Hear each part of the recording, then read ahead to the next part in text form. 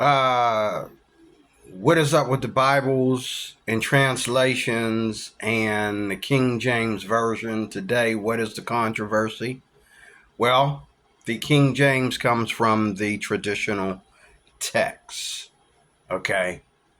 And there are other Bibles that come from the traditional text, but that all ended in 1769 when the final King James update, the last King James update came forward. Now, we've had other updates since then, but they're not considered updates, even though they come from the same exact traditional text.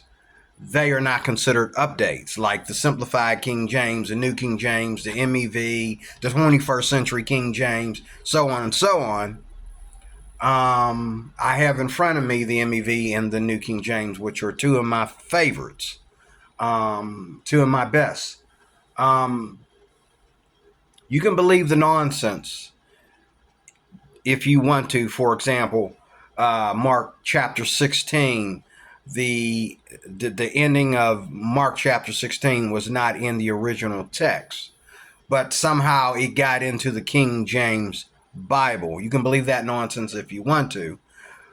Scholars are proving today that those verses were in the King James Bible based on manuscripts that the new scholars didn't have access to.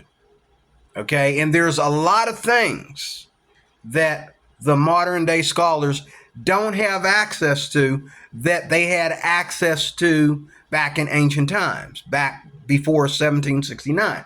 So what we have is the King James Bible is a complete Bible. The New King James is a complete Bible. This Bible right here, the newest Bible out, called the MEV, these are all modern versions of the King James Bible. Okay, you don't even have to read a King James Bible if you don't want to, but don't let them lie to you and tell you that